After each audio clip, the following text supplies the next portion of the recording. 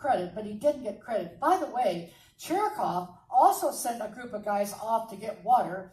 They got caught in an eddy and disappeared in the fog, and they never found them. They just got lost. No one knew whatever happened to them.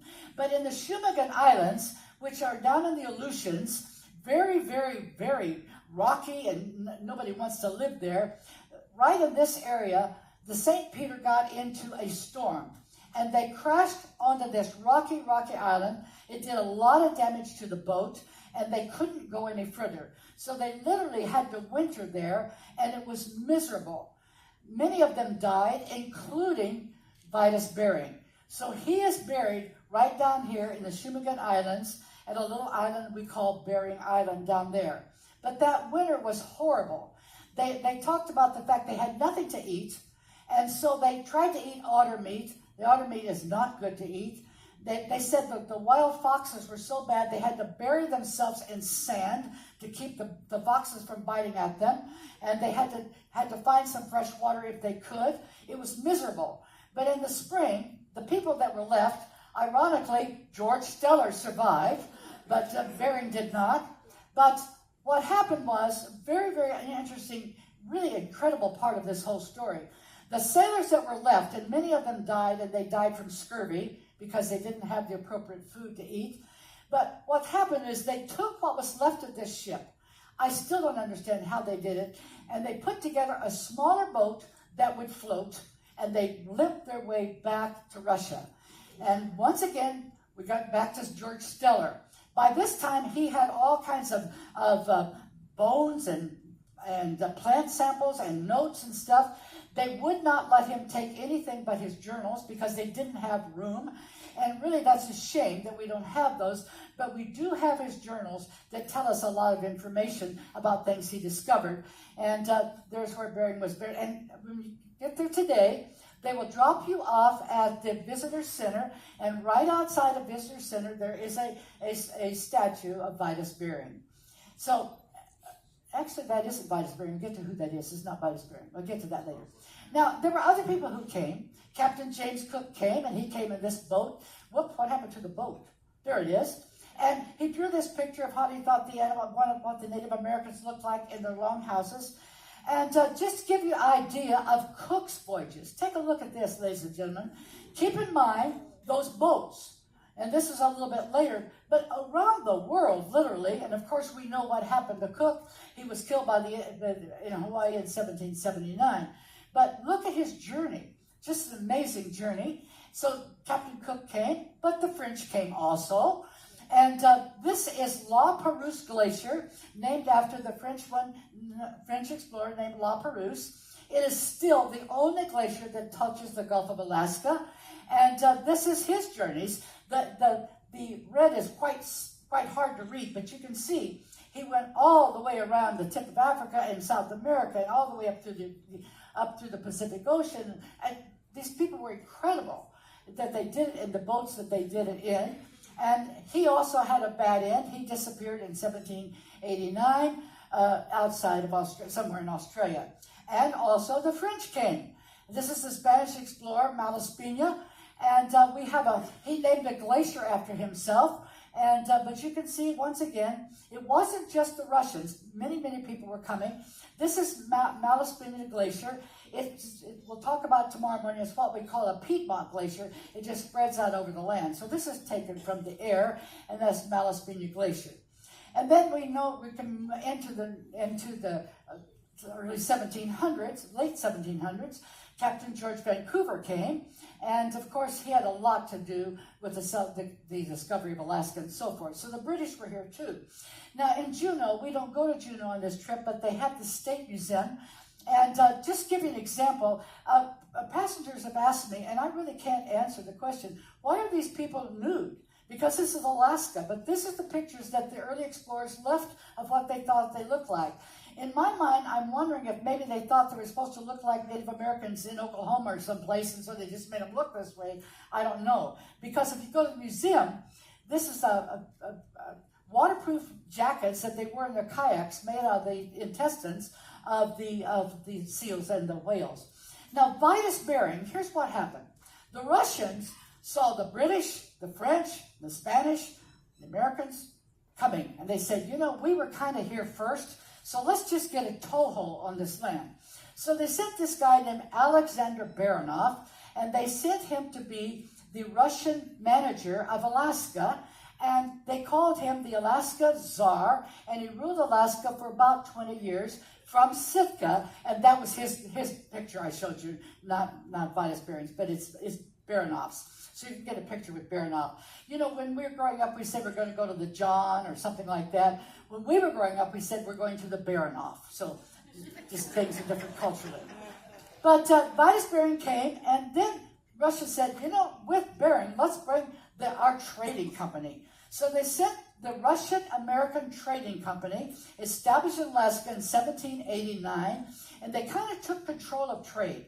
You had to deal with them, and they kind of had control. So the Russians were getting a toehold much stronger than anybody else. And what the Russians really came for, really what every rest of them came for, was not really anything except the otter pelts. And they wanted these otter pelts because they were very, very valuable at that time. They're the best. They have 2 layers of fur with, in 1 inch, I think they said there's 6,000 hairs, some ridiculous thing. And so the Russians began to build Western homes around these Tlingit Indians, the Native Americans, that lived their own way for generations and generations. And it worked for a while, but they built some very Western-looking homes. Now, Baranov's castle is not seen anymore. You just have there's just a big ledge where you could go up and look around, but it burned down. But they built this castle, and this was the manager's house for the Russian-American Company. So they were getting very, very established. Nobody was established like them. Now, the Tlingit Indians that were there, they had lived traditionally, and really by their standards, and really looking at it honestly, they were not pagan.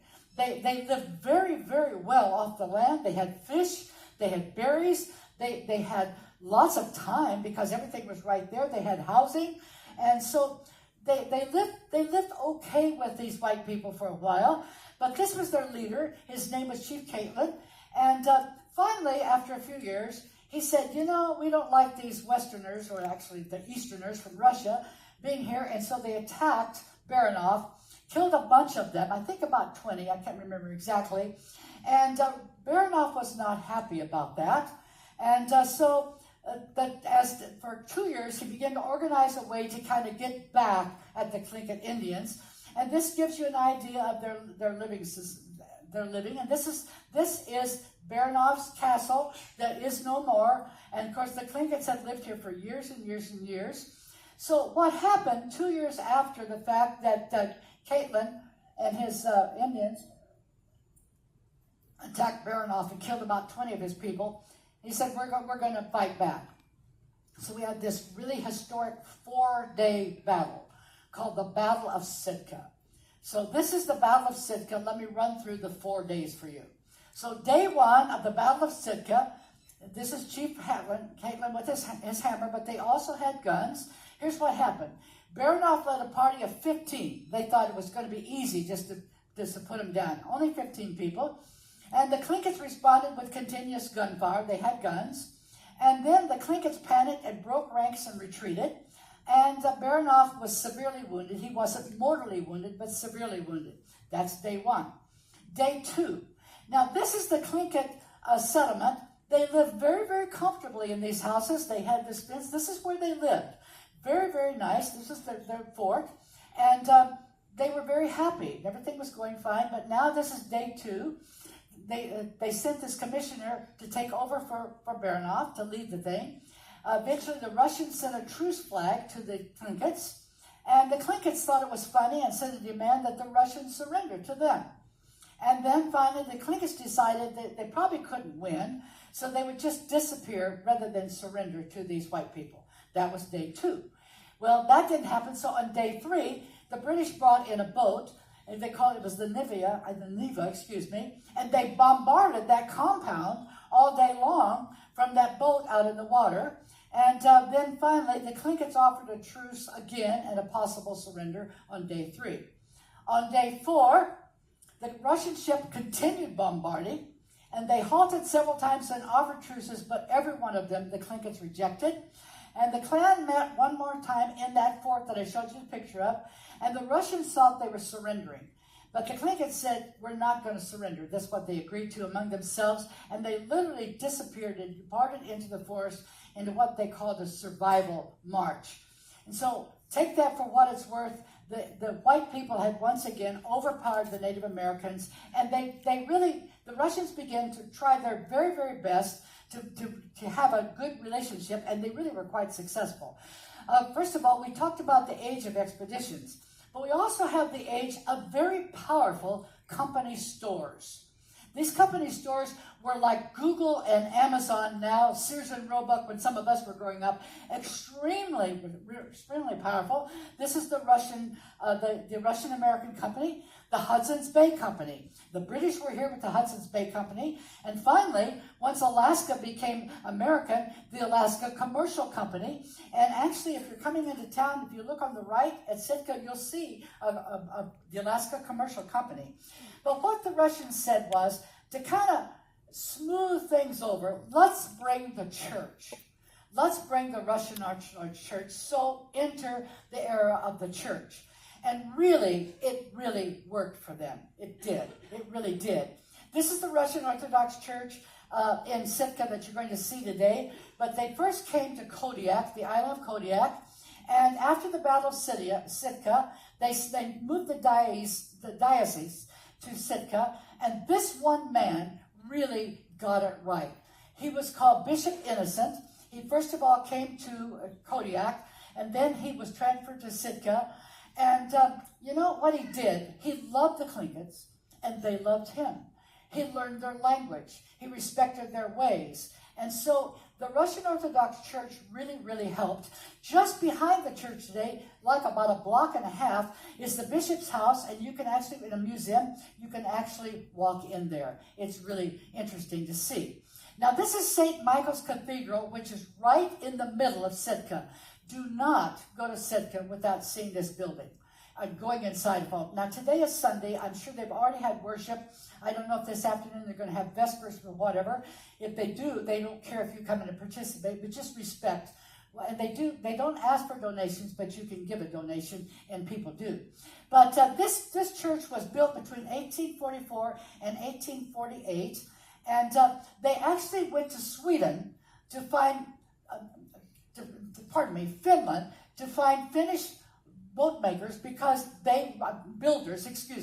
because they really were the best builders. So these people came all the way from Finland to this little island to build this church. And this is what it looked like when they finished it. It was an amazing building for such a remote place.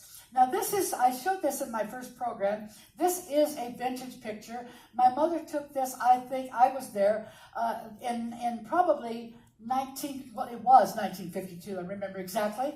And you can see that this is a bit different than the church today. But if you have a possibility today, and I hope you can, just step inside. It's full of beautiful tapestries and icons. It's very, very nice. They usually play beautiful music. I think this is a short video. I think it is. Let's see. Maybe this is the video. Yeah, you hear the beautiful music, and I want you to see the blue dome at the top.